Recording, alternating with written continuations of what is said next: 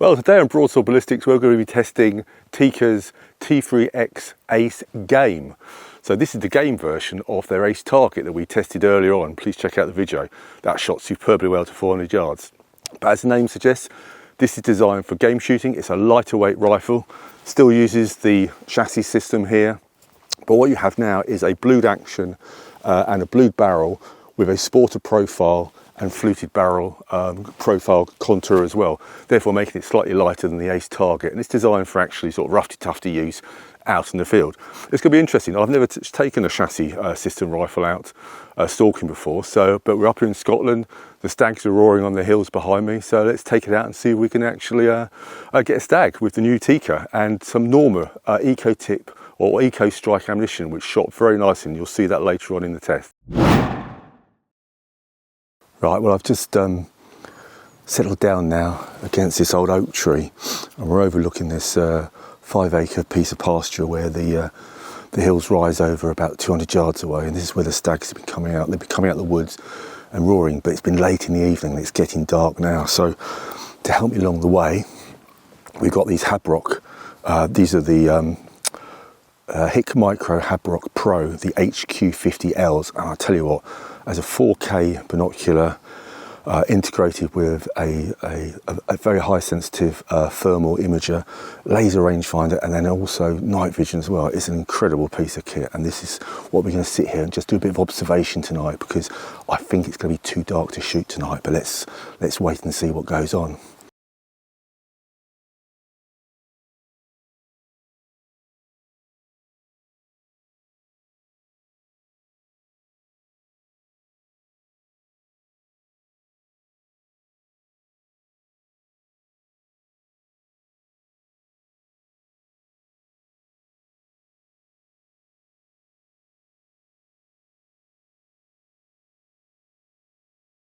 Okay, yeah, we've got movement up on the hill. There's a hind coming out with some calves, so hopefully there's a jay just spotted it. I hope you can hear that. So I'm going to sit here quietly and see what develops. Hopefully, I can't hear you roaring at the moment, but that hind, if there's 3 or 4 of them, it may bring the stag up over here. So we'll just sit and watch for a bit. It'll be a bit of fun anyway. It's quite entertaining. So okay, it's getting too dark now to actually shoot. But there's hinds now coming down into the field, and I saw a couple of young little staggies as well. No one roaring, but they're going to go through. I think they're going to the foreshore on the beach, so I'm going to decamp and we're going to have a little look on the beach, see what happens.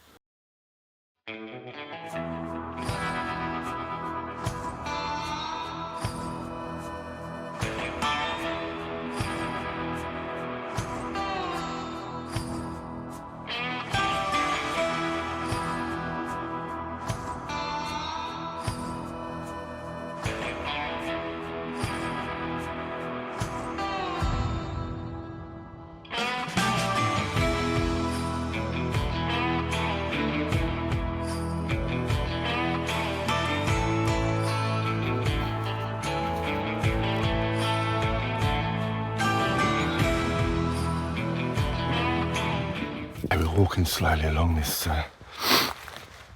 wall now, and I just want to get to a position where I can look over this field. We'll probably sit underneath one of these birches. I've got the Tikka 3 Ace Game, and I've got Harris bipod on it.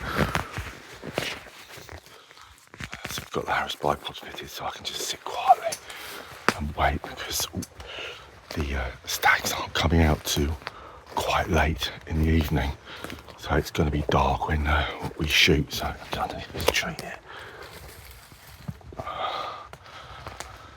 So there's a big ridge behind me here. They come along here, they go down, and they feed into this field here. So I'm going to set up just over there where the tree's fallen down.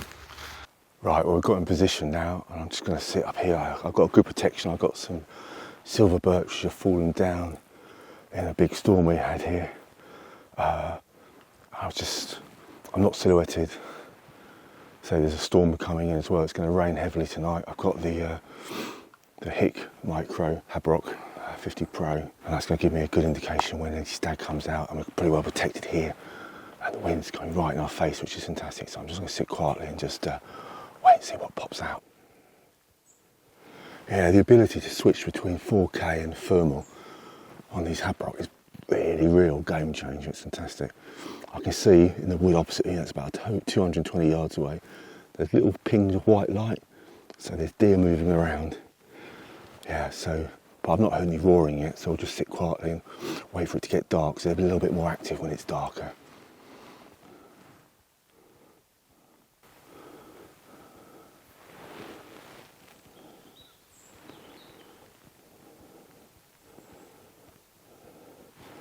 Right, there's a hind coming out.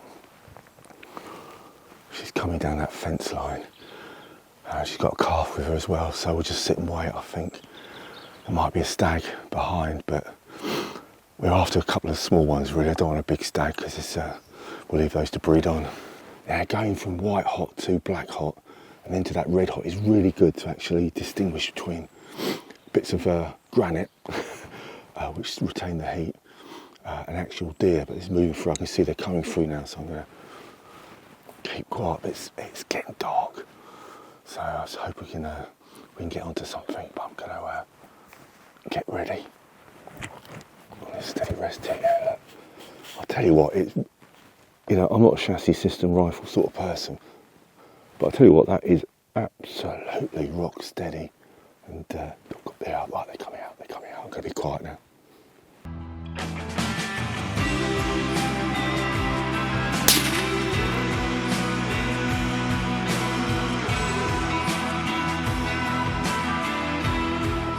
Well, there we go. There's a conclusion to the red deer stalk. It was full on last night. It was getting really dark, so unfortunately we didn't have any trigger cam footage because the stags was coming out. It was still legal to shoot, but it was getting dark, and the big stags were roaring. And we got some footage on the Habrock HQ50L Pros. They're fantastic. They're so good for just picking up in daylight with the 4K, and then you switch over to the thermal imager. And these 50 Pros give you really nice clear clarity on the thermal, and you can just trace the deer through the woods and set up and position yourself on the old Harris bipod with the Ace game and just sit and wait really. But say it was dark and I've left it, we've covered with bracken, and I've come back this morning to have a chat with you about it. But yeah, nice little stag. Say we left the big ones, we don't shoot the big ones during the rut. There's a couple of little youngsters like this, so we need to take a couple of these out. Ideal. He was about 136 yards away. It may be on the video on this, we'll have to check later. And also shooting the Norma Eco Strike, because they shot well in the test, and I thought we'll just give those a go. They're 150 grain, and he literally went straight through the heart by the looks of it here, 20 yards straight down. So I'm going to do some more ballistic tests. We've done that on the Hornaday ECX in ballistic gel. I love doing those tests. I'll do some more with these and some other ammunition later on. But no, I think that goes to prove that although I've never been stalking with a chassis system rifle before, it takes all sorts. I know a lot of young guys like this sort of thing. It's very hard wearing. I mean, it was absolutely blowing a hoolie last night and tipping it down. Brushed it over, no problem at all. You don't have to worry about rust or anything. It's absolutely fantastic, and it was accurate. And I actually like the sling position. Actually, it was actually under my arm. It's actually quite comfortable to tout around. But there you go. I mean, hopefully you like the review. Please like and subscribe as usual, and we can bring you some more content, or let us know what you want us to test in the future. Okay, so let's try the Remington Core Lock Copper. That's a 150 grain bullet. We'll see how they shoot at 100 yards.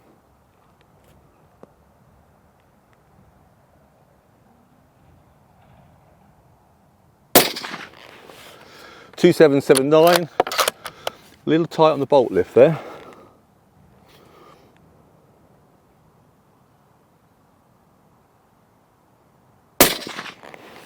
.2758, yeah, quite tight on the bolt lift, so that's reasonably high pressures, I'd say. Oh, fantastic accuracy.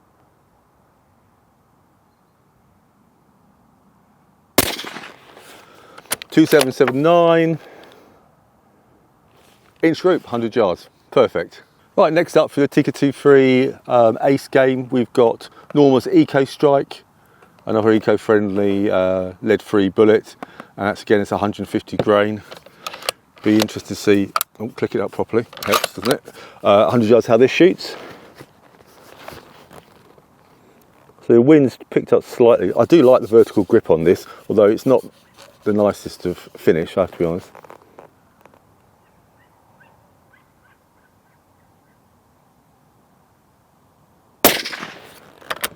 .2743.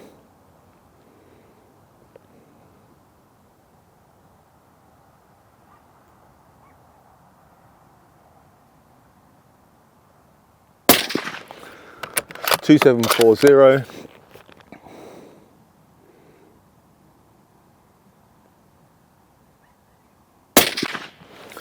.2754. Oh, that's two through the same hole or touching and one off. That's a sub MOA group. Brilliant. Those normals always shoot well. I do like those. Okay, let's crack on and we'll try. And this is nice. You've got the ambidextrous release on the free shot mag here. Our RWS hit green. Which ones are these? These are the 165 grain.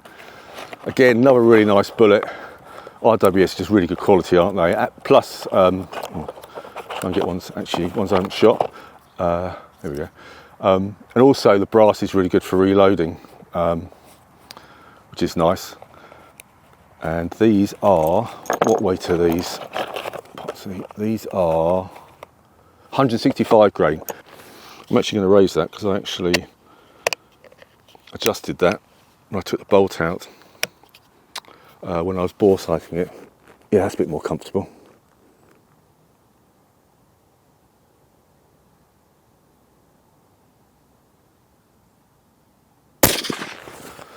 .2549 as expected, a bit lower. Yeah, these are going to the left. I'm going to have to adjust it.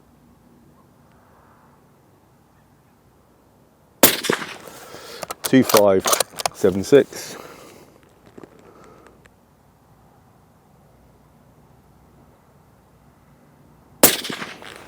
.2589. Sub MOA group again, you know, fantastic. Factory gun, factory ammo, inch or left groups. That's what you're after, isn't it? Okay, now on to our final two loads.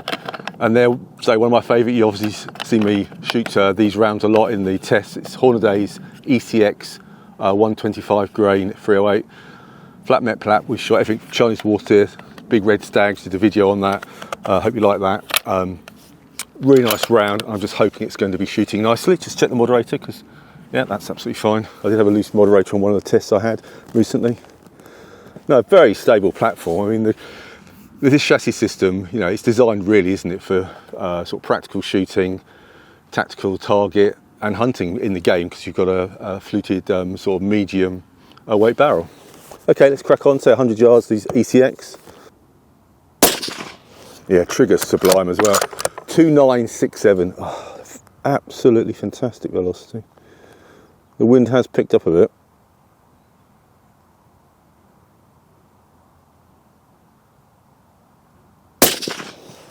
.2996. Can we make the magic 3000? Oh, God, and that group, look at it.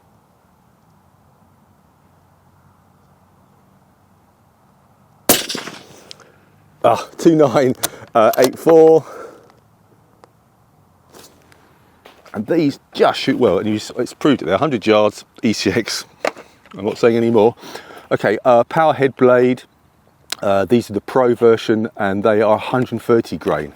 I say I like the lighter weight bullets because some of the small species deer, and also for some of the even reds, so long as they're not really big old reds, they actually go in, penetrate, and they expand properly, because being all copper, you want them to expand and expel the energy within inside the beast. You know, not go do a pencil shot through and expel all the energy outside the animal. That's the whole point. You want actually to dump the energy in the animal and kill it. So let's try these blades, 130 grain. Be interested to see how what the velocity is at 100.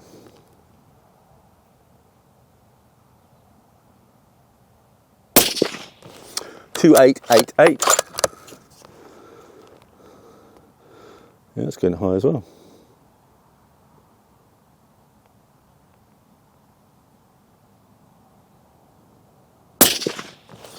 2909.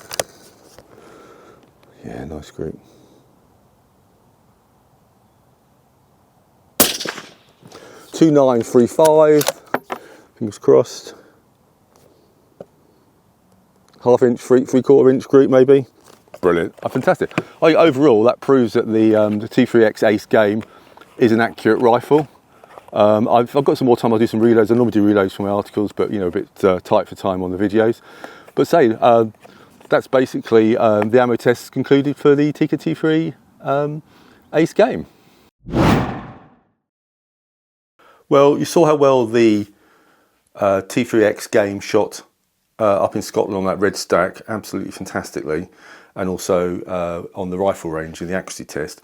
I thought we'd just actually show the difference between the game and the target version above it. And as you can instantly see, there's a difference in colour. You can actually get the game here in the same colour as the target, and that is a Cerakote Midnight Bronze colour, or you can opt for a black, or vice versa. We've gone for a black just to show the comparison between the two colours. It's entirely up to you. If you look at the stock here from the pistol grip back is identical to both rifles. But if you look in the midsection where the action beds down to the chassis point here and you have the magazine well and where the magazine goes in, on the game it uses the traditional Tikka T3X polymer magazine system with the ambidextrous release catch here, whereas the Ace target has the same ambidextrous release, but it uses the CTR metal and polymer 10-shot magazines. And these are easily removable by unscrewing. Well, you have to take the fore end off, you take the pistol grip off, unscrew, and this whole section comes out and is replaced. I'm doing a whole video on that, so that'll be after this review. Also, if you look at the fore end, the game version is shorter. It's about 12 inches, whereas the target above is 15 inches. But because it's a modular system and they do come out off with 4 bolts here and unscrew these on either side and they slide off, you can interchange. So you can actually interchange the colours, the lengths, exactly how you want to, or add accessories to the M-lock rail. The other difference between the game and the target is the barrel. On this game it's in 308, we have that in 20 inches, above is in 308, but it's 24-inch length. There's obviously varmint profile for the target barrel, and it's a sporter profile with fluted barrel and blued finish on the game version. Other than that, the barrel actions are identical, and also all the accessories you can exchange between the two, which is really handy. That's one of the reasons why these Ace target and Ace games are getting very popular. You can actually mix and match. In fact, we're doing a video on changing the game into a .17 HMR, which will be really interesting for a rabbit hunt later on. But anyway, let's carry on and let's delve a little deeper and see how the Ace game shoots. And actually actually the points that make it shoot so well. Right, sure, so let's delve into a little bit more detail on some of the features.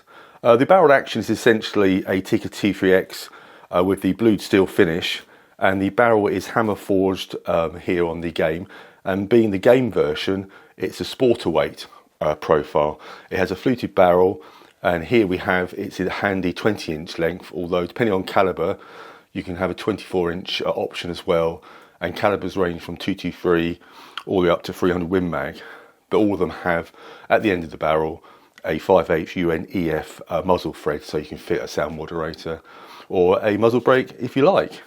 And you can see, compared to the Ace target, it's significantly slimmer and lighter, and it makes it much more agile for stalking purposes.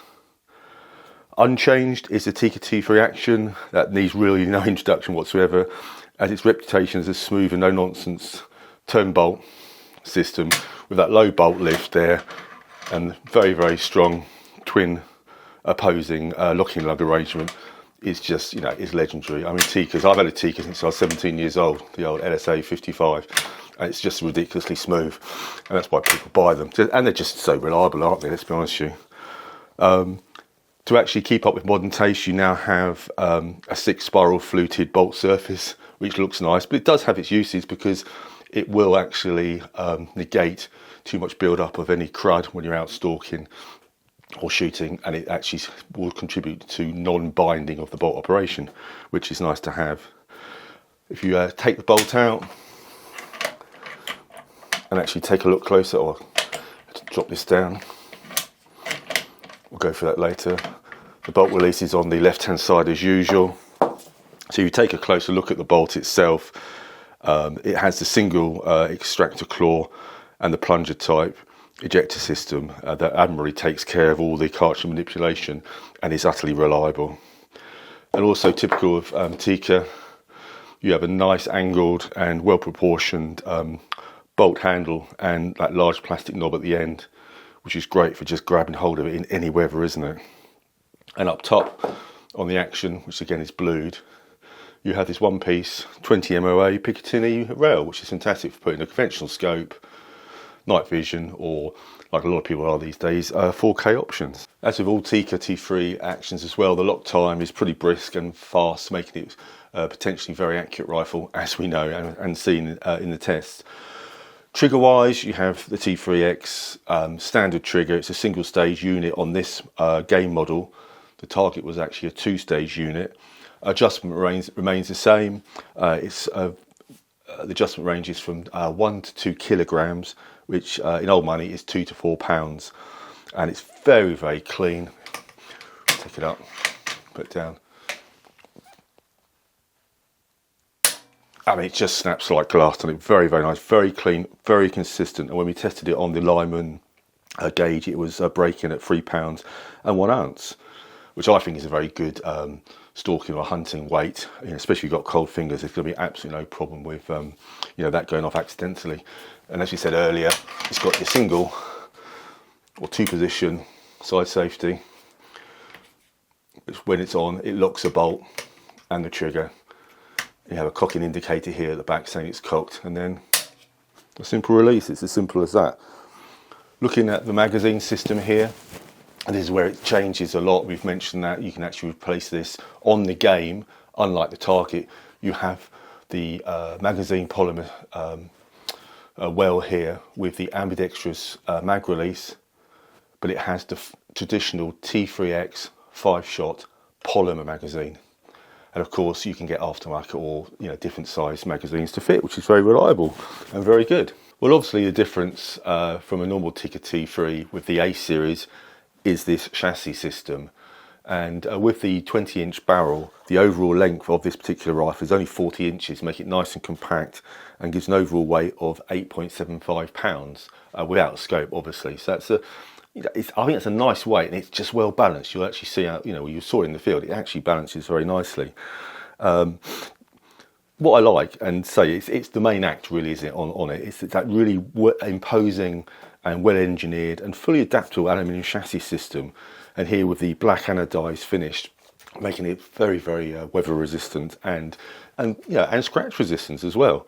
The advantages are, say, high durability in all weathers, rough handling, and also the fact that it's bedded in very, very precisely. You have almost zero chance of your zero changing. The forehand is 2.5 inches shorter than the target version that we mentioned earlier, but it still has a full length Arca rail for bipod fitment and a full coverage of accessories accommodating the M slots. And I'm going to do a video of that later when we get all the accessories in to show how you can adapt the A series with all the accessories, as well as converting this and another gun to 17 HMR. So stay tuned on that, it'll be quite interesting. It's not that comfy to hold when out stalking, to be honest, because it's actually, it's quite square and it's quite cold on the fingers if you haven't got gloves, but you can put the addition of the M-Lock cushioned accessories in there. So stay tuned for that. The only thing I'm not that keen on, I've got to be honest, is this AR style pistol grip. It's a little bit plasticky for me, but if you loosen these off, you can actually move it backwards and forwards to increase or maximize or perfect the distance between your fingertip and the actual trigger blade. Now that's a really handy feature. Also, this has to come off and undo to actually remove or exchange the polymer magazine wells as well.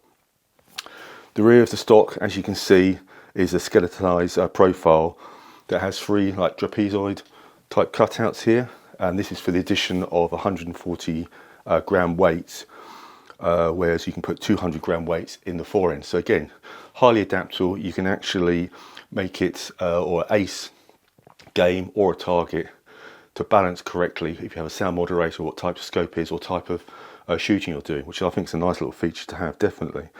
And it allows us to it maximises stability and control on your rifle, and it allows you to stay on the target, also observe your impacts. Even on the 308, I was actually seen at longer range. It was very, very impressive, and also makes quick follow-up shots very practical as well.